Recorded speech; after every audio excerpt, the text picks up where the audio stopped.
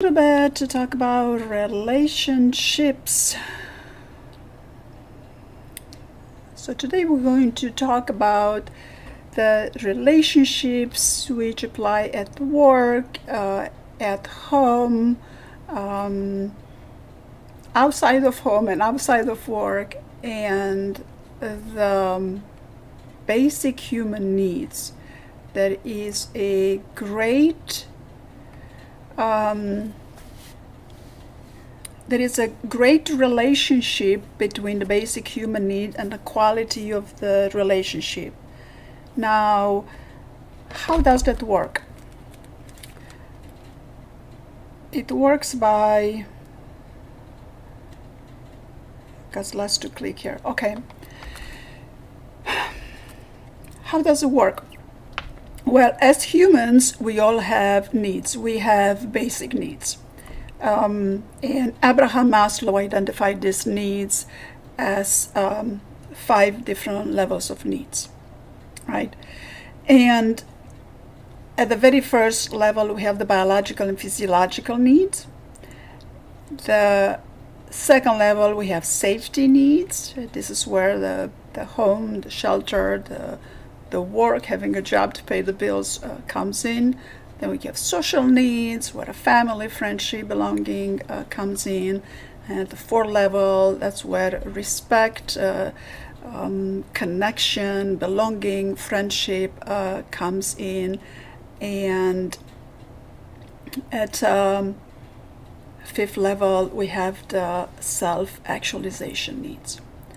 And what happens very, very often in relationship, well, especially at work, because that's why we don't get along with the boss, because of this basic needs, because everybody at work has different needs depending on their task, right? But the same goes for at home. And throughout the day, we go through various levels of needs throughout the day. Yeah, because, well, there's many reasons. There's many reasons for that, and I need to keep it simple. So on the biological and physiological needs, on the basic level, level 1, it's just as that biological and physiological, right? Air, water, food, sleep, eat, excrete, homeostasis, process what you eat and what you breathe. And if you need to procreate, then sex will be a basic biological need. Other than that, if you don't need to procreate, it's not a need, right? On a second level, on a level of safety, we need to have safety over our physical body. Yeah? And this is a big topic because a lot of people don't prioritize this very well. And we have experienced a lot of we are experiencing a lot of safety issue with the rise in gun violence and hatred lately. But we have been, the whole humanity has gone through a huge lesson in safety through the pandemic. Well, a lot of people don't like hearing this way, but safety, it was the number one issue for the lockdown and wearing the masks and all that. Well, your safety and the other people's safety. But in that level of safety, we need to have a shelter. We need to have a roof over our head and food on a table. Well, food is number one basic need, and having a job and earning, having a job to earn wages to pay for the bills, to pay for the shelter, to pay for the food and for the water that comes at a basic second level, right? So it gets complex, right?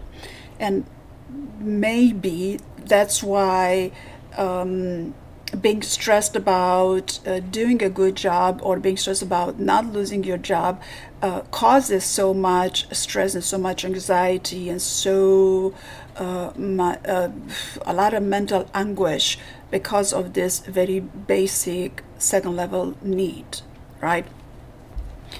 And in this second level, we also need to feel free from physical threat, right? And we also need to feel free from emotional harm. So emotional harm means anxiety, depression, don't insult me, don't make promises you cannot keep, don't tell me we're going to do something and we're going to do something else, constantly not liking what I'm doing, not approving, not feeling good enough. So again, this applies a lot to at work, to relationship at work. And relationship at work are complicated. But the relationship at home are even more complicated than the relationship at work. And the thing is that the relationship at work, we need to have a job, a relationship at work, so we can pay the bills, so we can have shelter and food to satisfy the level one, right? But then here comes number three, social needs that Abraham Maslow established that people have a need to belong, have a need to for friendship, family, connection, relationships, and sexual intimacy, right? That's basic needs. Well, not everybody has the same need all the time, and so right here at this three basic level, this is where most of the people go about their lives, in this three basic levels, right? And let me see what's working here and what's not working. Just a second.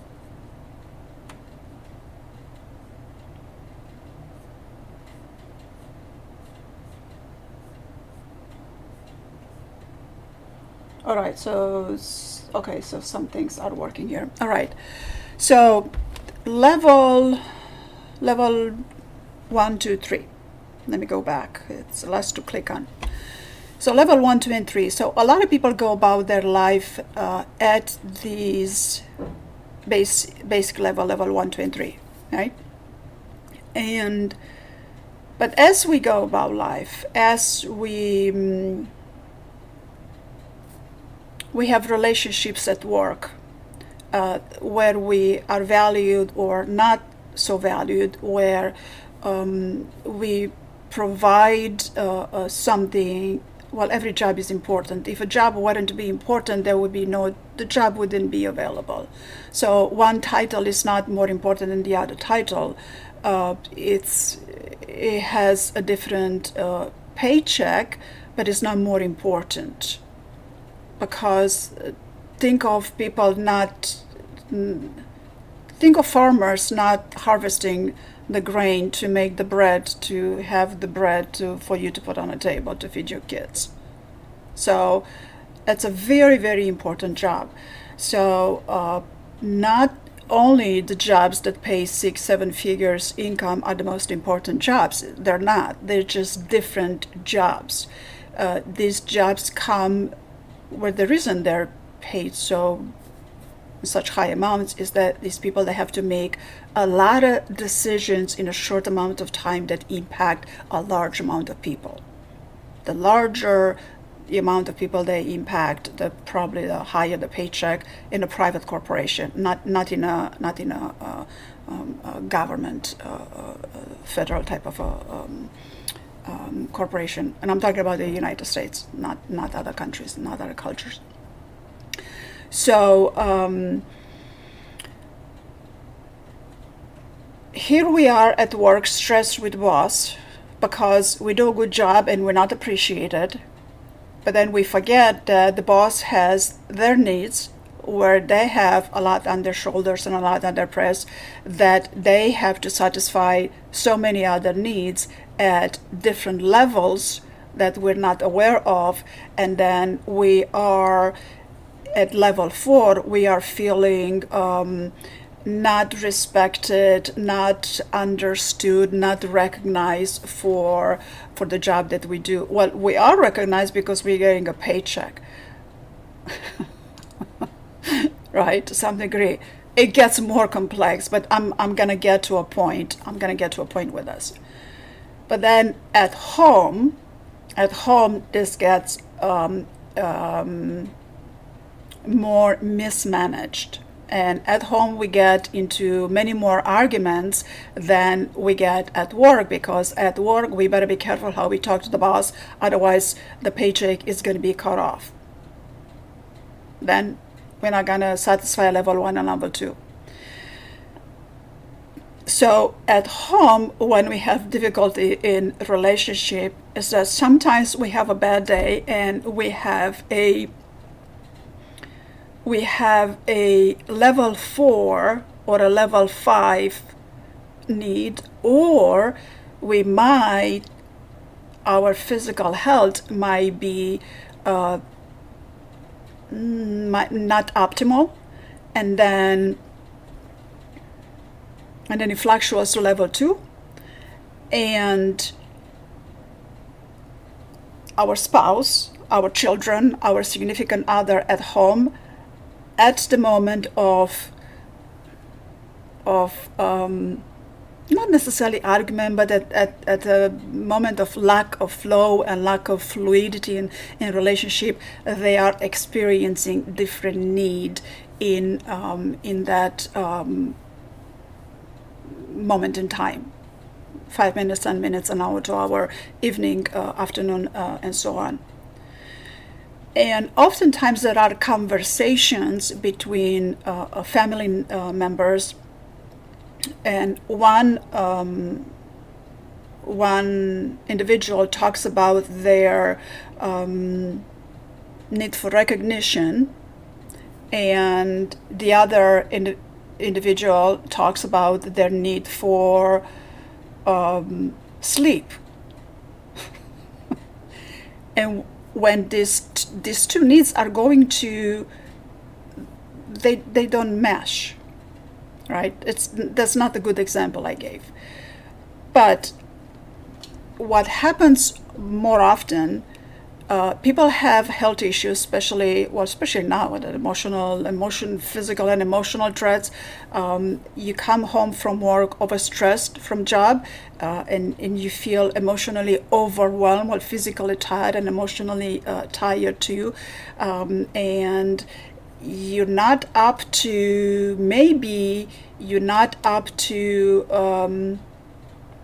providing, offering, engaging in the need of your partner, or what the children kind of have to. But even that becomes stressful, because at those moments you need to just quiet down and take care of your own body, your own physical body. And that might mean take a shower, that might mean take a nap, that might mean go meditate for 10 minutes, not smoking, not go for a cigarette, but just go take a 5-minute break to take care of your mind and of your body. And in a family dynamic, oftentimes taking care of the family's needs, especially when children are involved, both parents come home from work both tired, and one parent ends up laying on a couch watching TV to relax because they need to, and the other parent ends up taking care of the children's dinner and homework and all of that. So there's a lot of arguments that's going to happen. There's a lot of resentment gets built up when both parents are tired and there's so many needs to be satisfied at home, but one takes a break and relaxes on a couch and one doesn't. And it's not wrong that that's what they do. They need to do that. They need to take a break. And but what we need to do to make this relationship go smoother and better is to communicate what is our need in that moment. Like if you happen to be a parent or a spouse or a significant other that comes home after work, both of you come home after work, and both of you are equally tired, you can really prove, you can measure right away who's more tired than the other, because it doesn't work like that, right? But then someone has to tend to the dinner, to the kitchen, to providing for basic need number one, the air, the water, the food, all of that. There needs to be a conversation, a calm one, a calm one when we're not very tired, between the two of you, that says, I have needs just as you have needs, in addition to other physiological needs, because no two physical bodies are the same. One might be dealing with chronic condition, and one might not. One might be dealing with chronic conditions that are constantly affected and burdened with. One might be dealing with chronic conditions that are not constantly affected and burdened with. So there's a lot to take in consideration. And it's not about one having it harder or easier than the other. It's just about learning to communicate your needs, which takes a while to be able to identify your needs and to be able to express them in a positive, enriching way, nurturing way, right? And is that right? But then, other than people coming home tired, right? So we cover that. Now we go overall in relationship.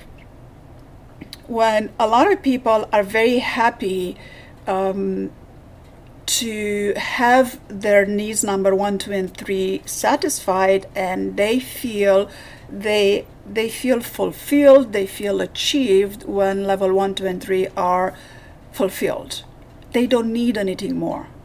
They don't have esteem needs. They don't need social status. They don't need recognition. They don't need respect, reputation. They don't have those kind of needs. And then when the other side of the relationship, or the partner of this relationship, if they have this kind of needs, oftentimes the way they process this kind of, it can go in so many different ways. The individual on the other side of the relationship that is completely satisfied with level 1, 2, and 3 needs doesn't have a whole lot of capacity to understand your level 4 needs. Talk about level 5 needs? No way. And this is what a lot of relationships break. And I'm going to send you my PayPal.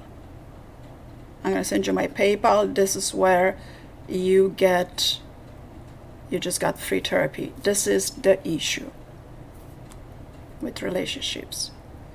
Now, fixing it is not as simple as 1, 2, 3, but it's not that difficult to identify your needs, get your pain out of it. A lot of people will say, get your ego out of it. It's not the ego, it's the pain that it's not,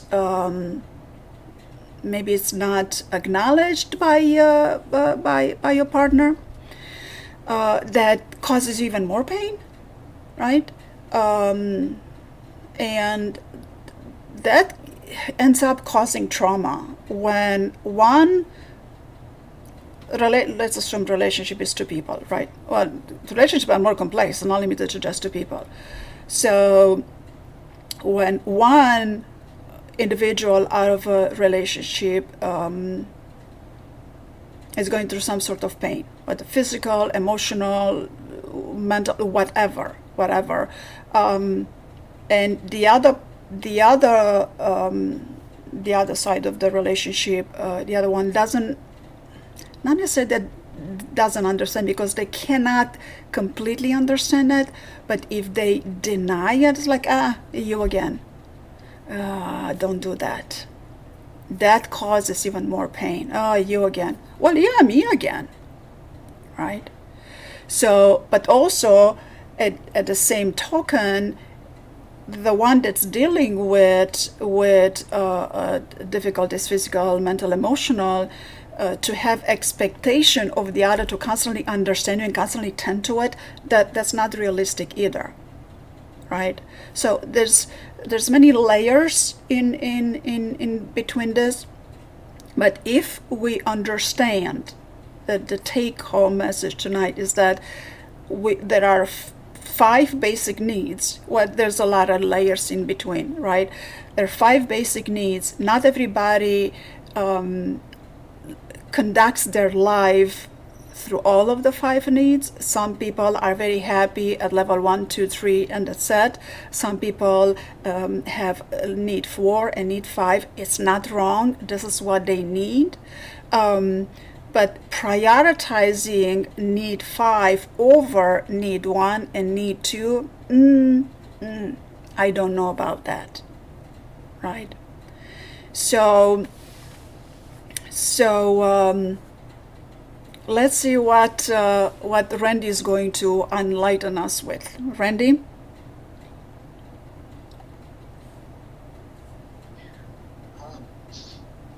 Well, I think you've covered it pretty well. Um,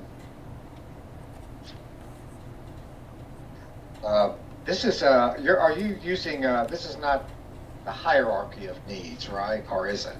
It's It, not. yeah, this is Abraham Maslow's hierarchy of needs, and I'm keeping Oh, us okay. I'm keeping us simple, simple, because there's something that people can refer to, is something people can Google and read upon.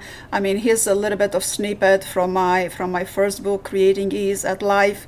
Um, there are many more needs other than that, but this is a good category to plug the needs into. Go ahead, Randy. Well, one thing that I heard an NLP person say once, when two people are trying to communicate, especially if they're talking about something about their needs, which can be uh, very difficult to verbalized for some people, and it's hard because a lot of people don't know what they need or what they want. We Most of us know what we don't want, but what we want is a little bit harder to verbalize for a lot of people, including myself. So talking about what I need can be a struggle, but what this NLP practitioner said, that the basis of most poor communication, most bad, destructive, maladaptive communication in relationships, including marriages, is message sent is not message received. Correct. Message Yes. sent is not message received. So that a lot of marital therapists spend a lot of their time with couples basically digging out what is your intention, and what's person A's intention, and what does person B hear them say, because 99% of the time person B is not hearing what person A is saying, the basic message. They may hear the surface, like you're always a cheater, but they may not hear the basic message beneath that. If somebody says, I can't trust you because you always cheat, what is that other person hearing them say? And frequently it'd be things like, well, she thinks I'm bad, or he thinks I'm lousy, or he thinks I'm uh, he thinks it's all my fault, stuff like that. And good therapists, marital therapists, then will dig out what is, and that's not just for marriages, that could be for any kind of communication, but particularly in families. So if we're going to promote the idea and the thought that we need to communicate our needs better, we, number one, need to figure out what our needs are, and that is, what do we want? Not what we don't want, but what is it that we want in a positive way, and how do we communicate that to the other person? Can they hear what's being said? I mean, a lot of times, good couples that I used to, when I was doing marriage therapy, when they would kind of be rocking along, one of them would say, "What do you hear me say?" And 9 times out of 10, they're not hearing it, because for a lot of different reasons, but a lot of it has to do with they're in their head, and they're trying to think of what's the response to this, as opposed to what the real issue is. So anyway, that's what I was thinking when you were talking about Yes, communicating needs. yes, that's very good. And what I would like to point on that is that um, when somebody is worried about being cheated on, if we go a little bit mechanical over here, things are never that simple in a relationship. If we look at level 3, that's the level for belonging, friendship, family, connection, relationships, and intimacy, sexual intimacy. Um, Before that, we have biological needs, safety needs, and then we have a need for relationship and intimacy and all that. And it's very important to remember that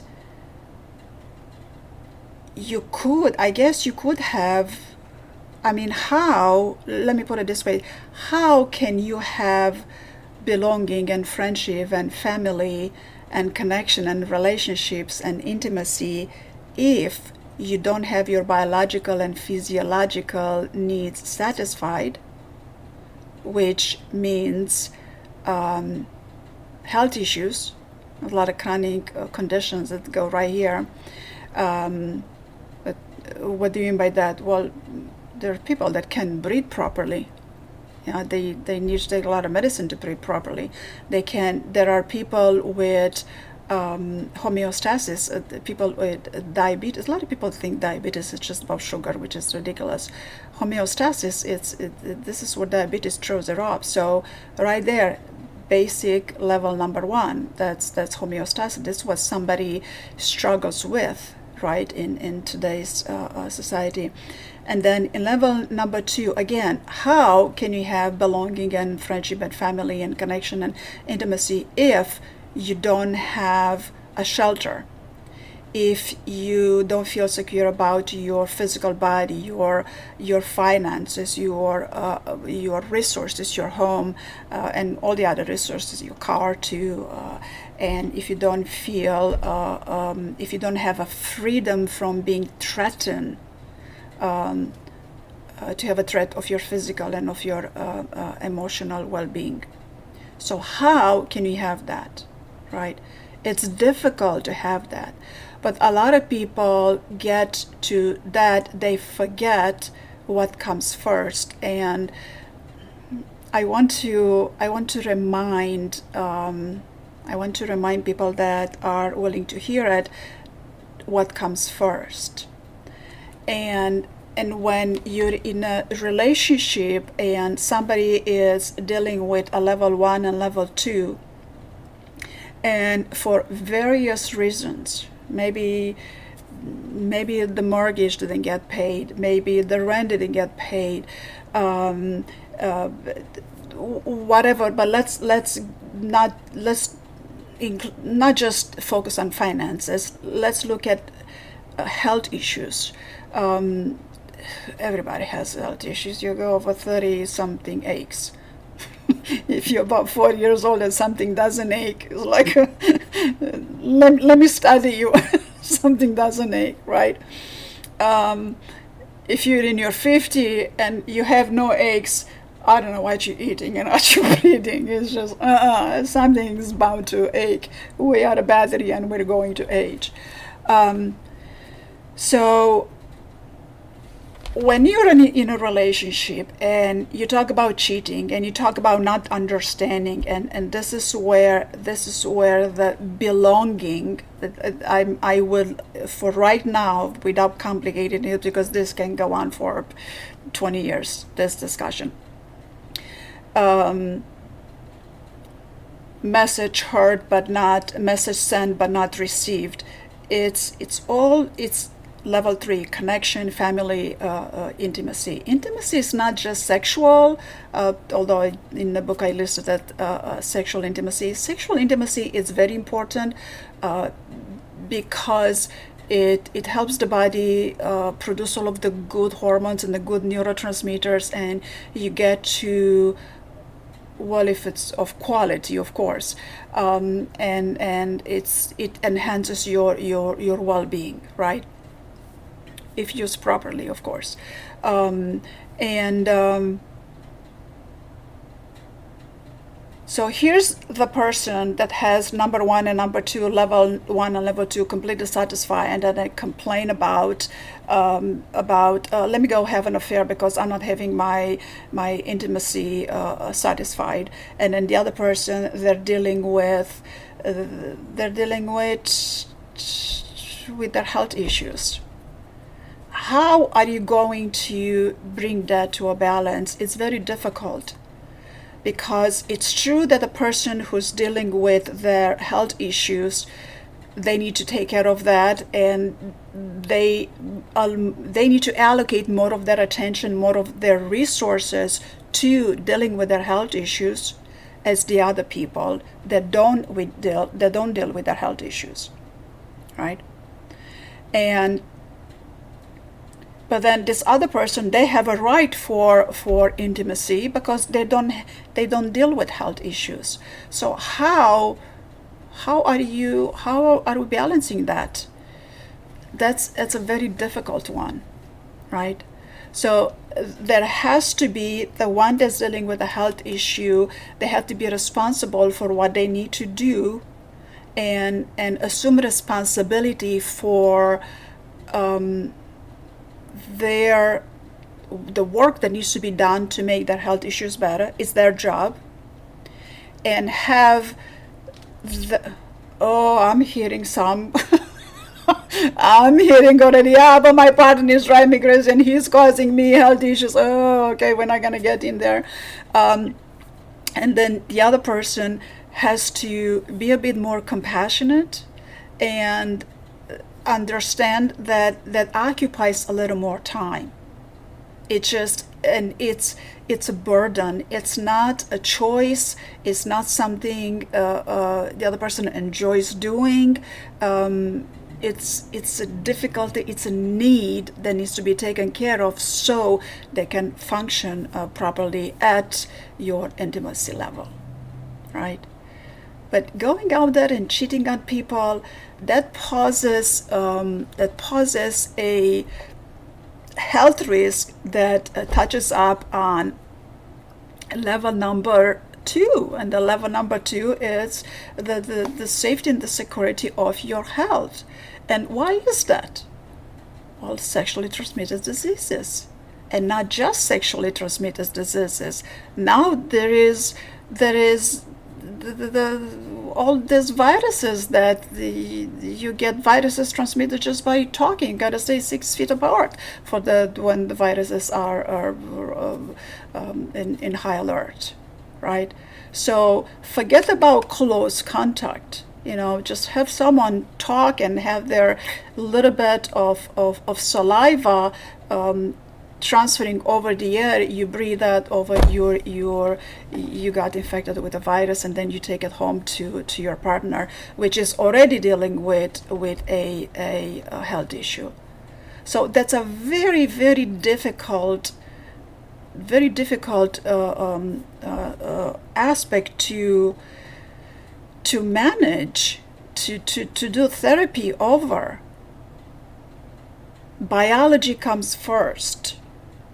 Intimacy does not mean biology.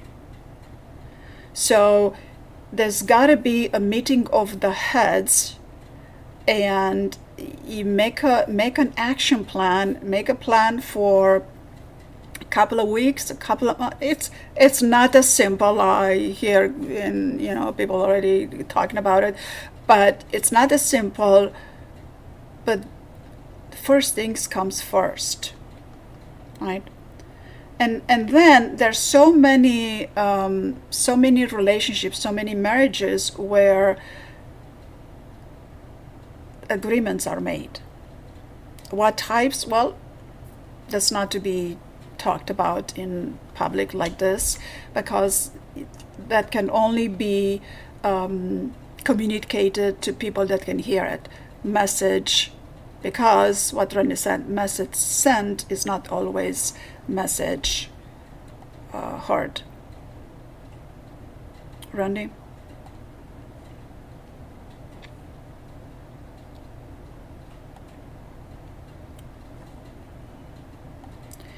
Anything you want to add, Randy? Oh, Randy's camera seems to be a bit malfunctioning right now. All of this internet, the storm is coming over here. So what I would like to touch up on, number 2, is that off on it, but one of the things in terms of trying to go on, Randy. Trying to improve. Let me check my second. Let me make sure my. All right. So when, in addition to basic needs, and this is where the difficulties within covering different levels of needs, where relationship get in trouble. I'm gonna touch up a little bit on motivation, or what motivates people, because there's different levels of different layers of motivation.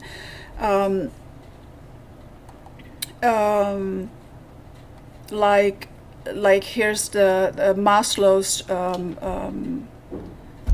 motivational model, right? So at the level to which people don't need to grow and don't need to expand, we have those, again, what motivates us outside of growth. What doesn't motivate our growth, and would be physiological needs, safety needs, belonging needs, and esteem needs, being respected, right? At this level of motivation, we're happy where we're at, and we don't need to grow as individual, and that's okay. A lot of people are good at this level of motivation. But then there's many of us that are motivated by learning new things, by wanting to know how things work, by wanting to know why, how, where, what, when, right? There are also people that are motivated by aesthetic needs, but having the world around them being more beautiful. And when I talk aesthetic needs, this is not fashion. There is a beauty to the world, and there is a beauty to the life overall, right?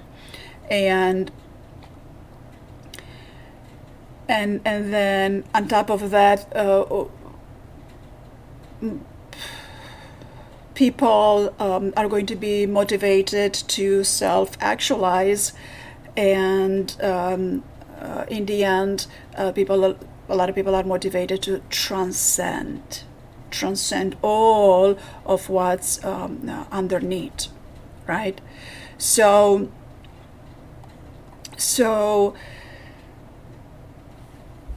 relationship get complex, and they are complex at home as well as at work, because of this basic needs and because of this motivational pyramid too. Like someone at work, for example, is they have like employees, they're motivated at the second level, they're motivated at the paycheck. Their contribution is going to be of certain degrees, certain aspects, certain domains. It's going to cover certain domains. But someone that runs the company or someone that's a manager, they're going to be on a higher motivational level than an employee. So every manager and every leader, every bosses of a boss of a boss of a boss. There's so many bosses, all those hierarchies. They are motivated differently based on their title. It's not it's not right or wrong. It's just how a job works. That's how it goes. And then the same applies to uh, uh, personal relationship at home. People are going to be motivated at home differently, physiologically, safety, belonging, self-esteem, having their values acknowledged. And then other people want to learn more, want to grow more, and want to have want to have more beauty in their life, more emotional beauty, more mental beauty, more, and I'm not talking about weight loss and fashion. That's not what I'm talking about. Beauty is so transcending. And there's not that many couples, there's not a lot of couples that are going to be motivated by actualizing the relationship and transcending the relationship. Now, is that right or wrong? It's not wrong. It's just different needs. So, Randy, do you have any wisdom you want to add to this? I missed some of what I'm saying because of my internet problems. Um, but no, I mean, I, you had mentioned earlier before I got cut off. I mean, before I got cut out, that how do how does one in your relationship, how does somebody address a problem like chronic illness or difficulties like that? And it's very interesting because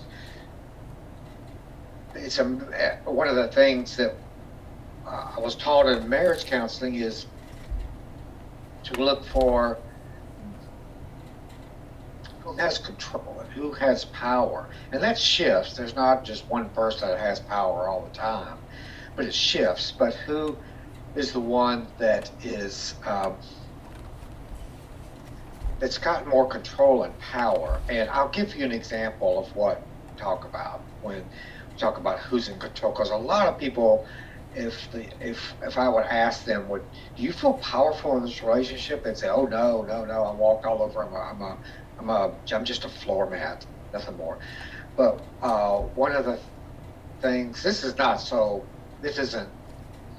This comes from the 50s and 60s because it's a Jay Haley story, but he told the story of people going into to visit somebody somewhere, or they'd know somebody that had a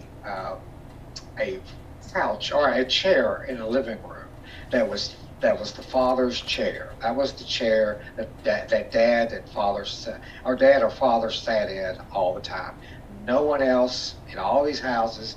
And this is very middle class white kind of stuff, but nobody else would sit in the chair but dad, and children could never touch it.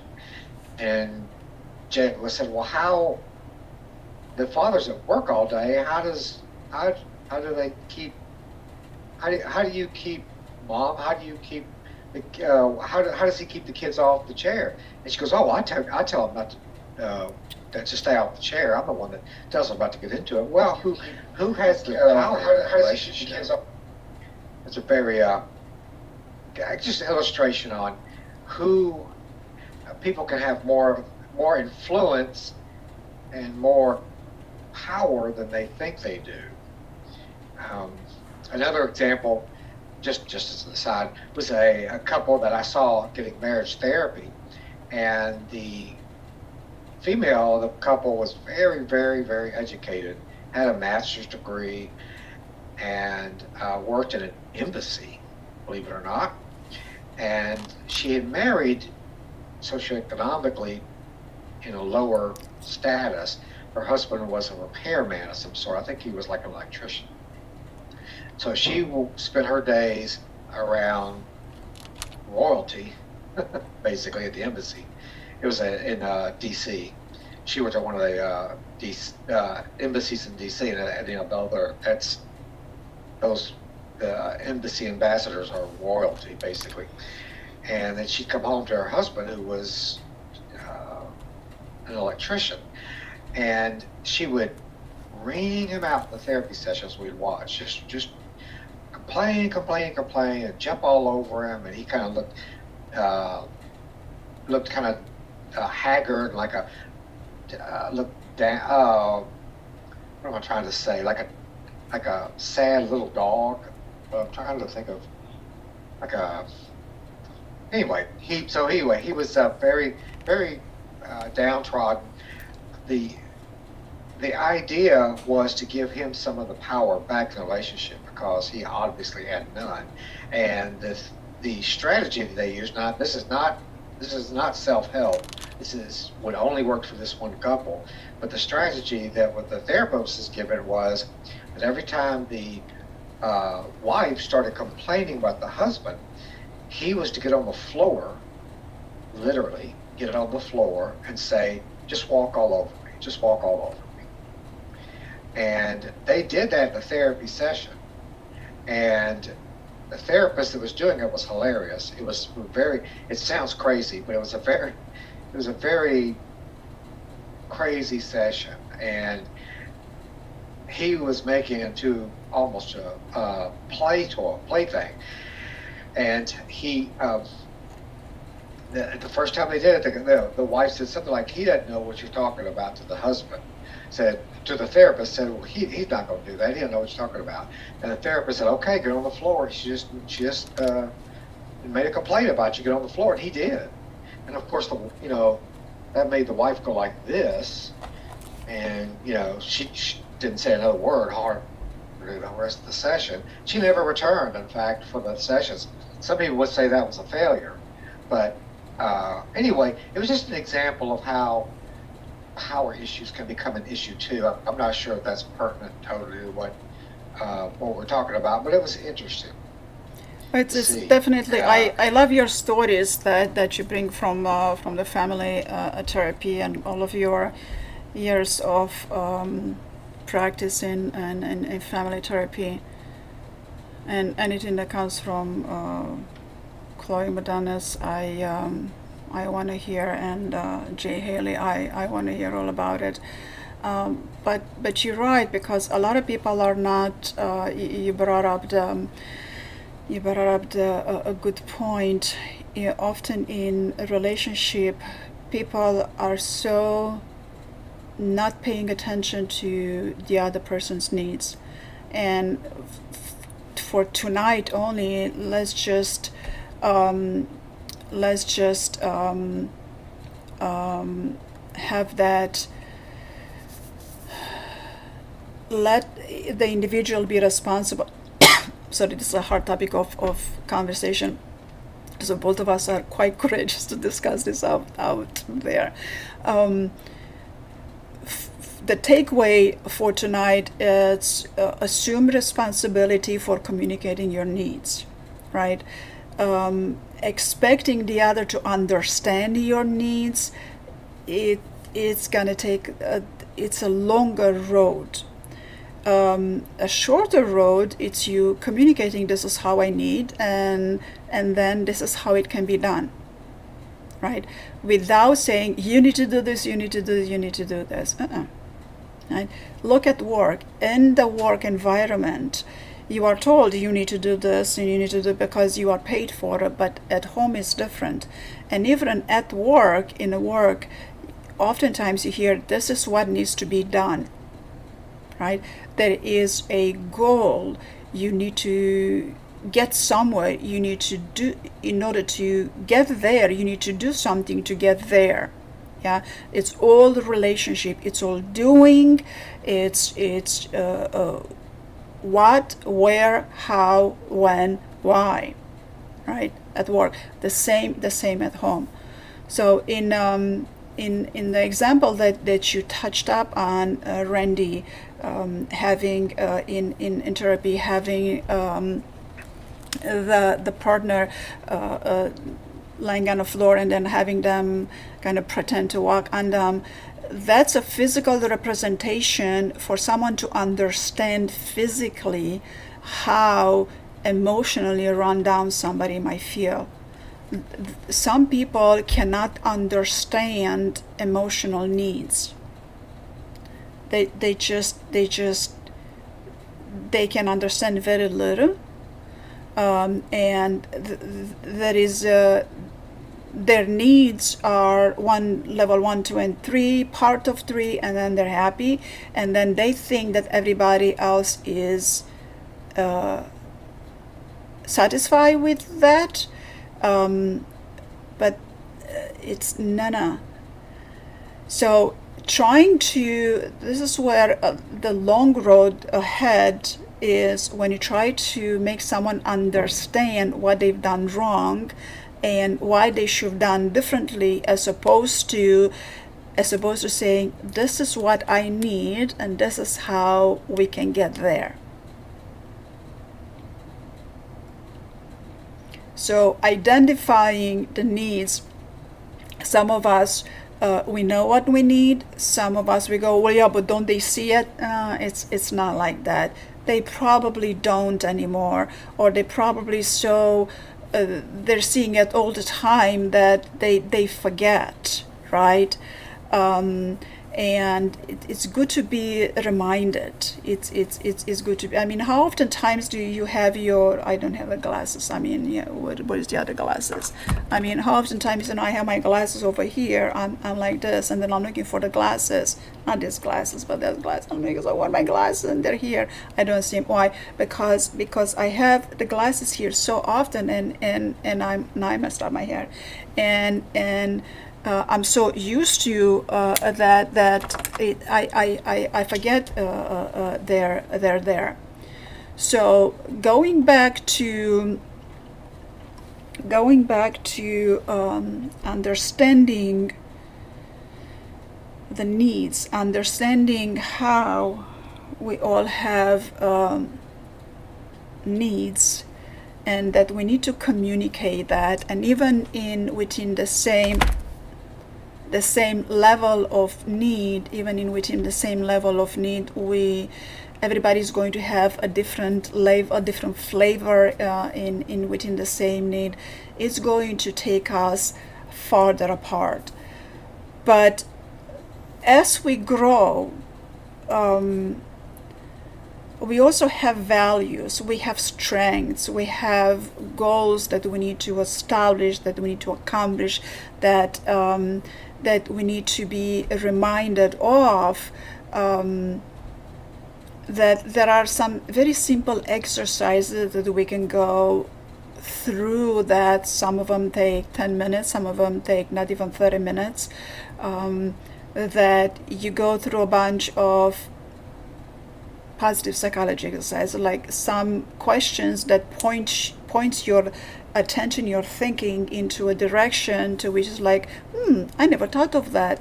Well, yeah, that's the purpose of the exercise, to have you think of things a little differently, to have a different perspective, because you need to change perspective every now and then. You change clothes every day, right?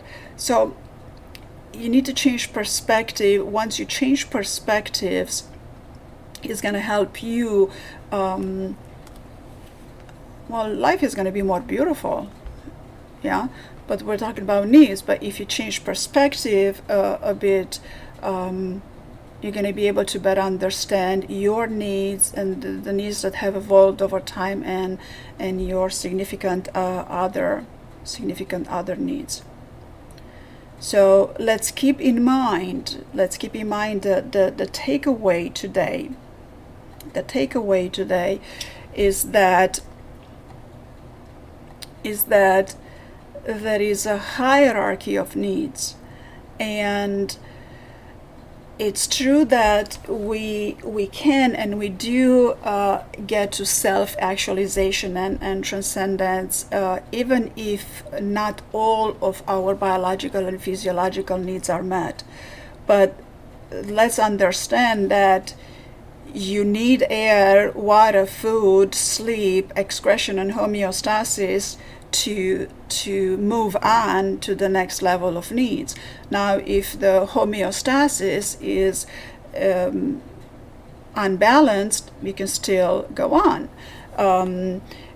but you cannot go on without air, water, food, sleep, and excretion. You cannot. And how many of us don't sleep good enough, don't eat good enough? We eat a lot of junk and we sleep very few hours, right? And in number two, we need to have the safety. We need to feel safe about our body, have a home. Well, homeless people, poor homeless people.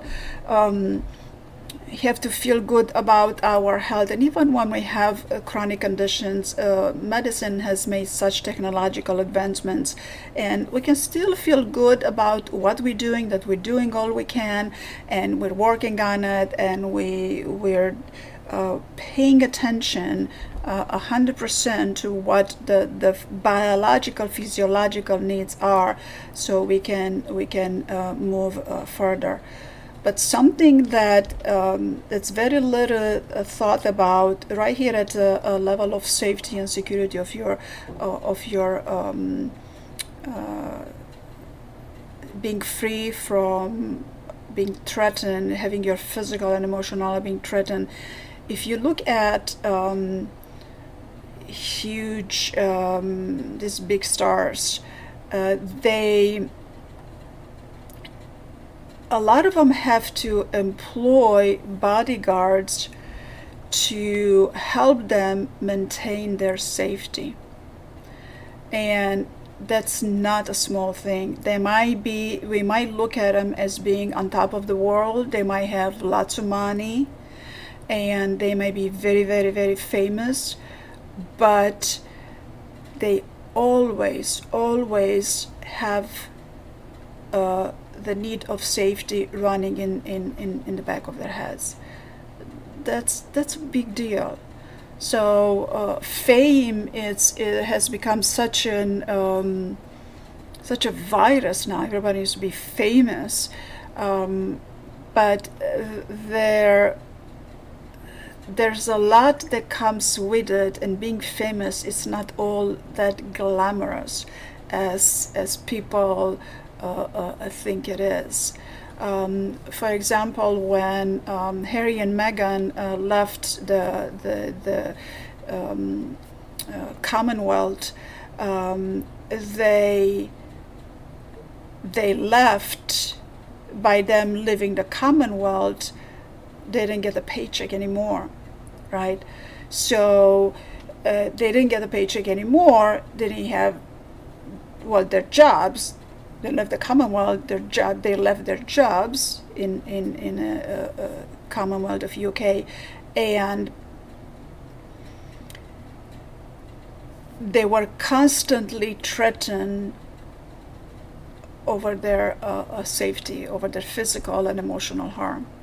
So how how do you go about life from there? So everybody wants to be famous, and it's glamorous. It's not as glamorous. It's not as healthy. It puts a big toll over your physical well-being. Anxiety will put a great toll. So so now people might argue that Henry and Meghan shouldn't be doing a documentary. Well, they need to earn a paycheck to pay for the security guards, right? Not just for food and for medicine, they need to pay for the security guards. Why? Because it comes with the territory. Being this famous, it comes with the territory. You have to hire security guards. And lately we're hearing people being burglarized. Well, we hear about famous people being burglarized, and although they have people, they have security people on their payroll, or people stealing their dogs or their cat, or breaking in their home and hurting their significant other. That, I don't care how famous they are, it's right there. Level 2, that of a safety is being threatened, and that's a big deal. It's a big deal. Randy, do you want to add something? I mean, it's been a long time since I've looked at Maslow's hierarchy of needs. That goes back to my college days. But as I recall, and as I remember, what he was saying was it's just like you're saying, that it was really, what I'm remembering was geared more to individuals. But still, it goes to what you were saying, that, and what you're saying, basically, it's just as a interpretation, I think, that makes sense to me about it, that there are certain things, certain needs that have to be met before a person can move up this ladder of living. And it's very debatable about Maslow's stuff, because the top rung is self-actualization, and that was never really well defined as I understood it. But anyway, this point, like you're making, is very, very true. Makes a lot of sense that people can't focus on their complex emotional needs if they feel unsafe, if they don't have a place to live, if they're worried about money, if their neighborhood's safe. And in actuality, social work has done that for many, many decades. Medical science, medicine, has just now discovered that one of the reasons that a lot of people don't get better physically is because of exactly what you're talking about, Carmen, that there are other needs that are not being met, so they cannot, and they cannot recover physically. And it's now called, a lot of people, some people may have even heard of it, but it's called the social determinants of health. What is the social factors that impact our health? So that if I'm living in a very stressful environment, whether that's because of a family or a neighborhood or issues, I can't pay my bills, which is very common, got tons of that kind of stress, is going to factor into our health, and it's going to prevent us from moving farther in our own personal growth. And that's really what, just re-saying basically what you're saying. But it's very interesting that some of they encourage medical. It's not unusual now for somebody to go to their nurse practitioner or their doctor, primary care doctor, and the doctor want to know, well, how are you doing otherwise? What's life like? How are you? How are you spending your free time? What's your biggest stress in life? And frequently it's not health. But anyway, it's just kind of, it reinforces exactly what you're saying, that that kind of stuff has to be addressed and met first before the more complex needs get met. Yes, yeah, definitely, definitely, it's important, and it's a good point. So we can talk about relationships until the end of this live podcast, but it's always such a good topic to cover, and relationships are the most complex existence of all the existence here on planet Earth, because they are. They're difficult, and if you have difficulties in your relationship, just understand that it's normal to have difficulties. What's not, no, it might be common to blame the other. It might be very common, but let's try to step away, to step away from that, and just learn to communicate our needs, to make our needs met, and by making statement, this is what I need, and maybe this can be done this way. What do you think? Because sometimes you can take out of your own needs a lot of time, and sometimes you might need someone else's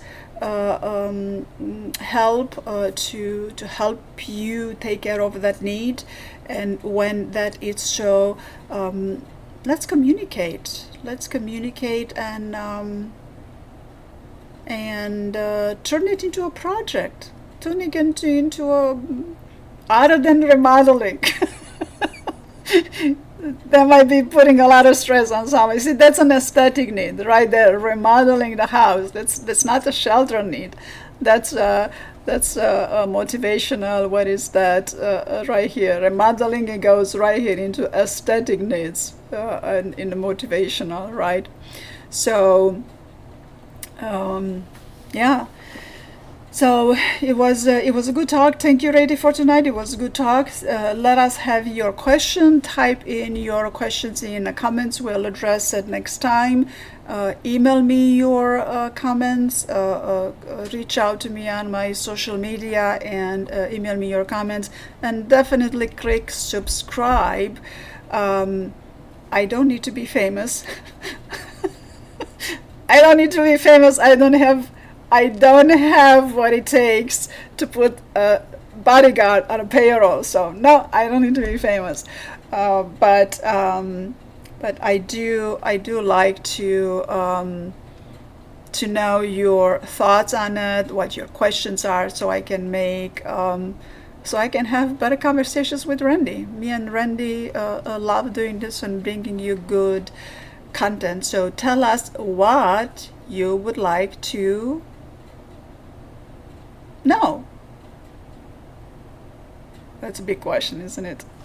All right, so this was very good. Randy, is there something you want to add before we go? The only thing that I would add is that if a person's having difficulty articulating what they want, that hypnosis can help with that, because there may be some psychological blocks that are keeping somebody from knowing what they want. So it's something, and I hate to, not just hypnosis. Hypnosis is one tool. Journaling, meditating, taking 5 minutes of mindfulness, and all that stuff. There's millions of instructions on that on the internet. YouTube has hundreds of thousands of stuff that address that. So it's extremely easy to access, and it's very, very helpful. So yeah, that's all I'd say. That's true. You bring a good point, and now we should talk about hypnosis a bit more often, because both of us are hypnotherapists, and also my website has plenty of resources for you to use it to work with. There's so many tools on my website that are going to help you um, with identifying your needs, your growth needs, your individual needs, your pain point, and there's a lot that I already have available as of right now, ready to go, and there's a lot I'm working on to make available, to make more tools available to you. So check it out. Check it out, and hypnosis. It's that is couple hypnotherapy. You can do There is a conversational couples hypnotherapy that works wonders. It's not just he said, he said, but actually that could be a good topic of podcast next time. Maybe, Randy, we can talk about couples conversational hypnotherapy. That would be a good topic. We could have fun with that. Yeah, that sounds good. All right. All right. So thank you. Tonight it was a good night. Stay warm out there. Stay alive. Stay warm. Click on like, subscribe, leave a comment, visit my website, visit Randy's website, and definitely let us know what your thoughts are, what you would like to touch up when it comes up to relationship. If there is a situation, maybe we can give some general overview of it.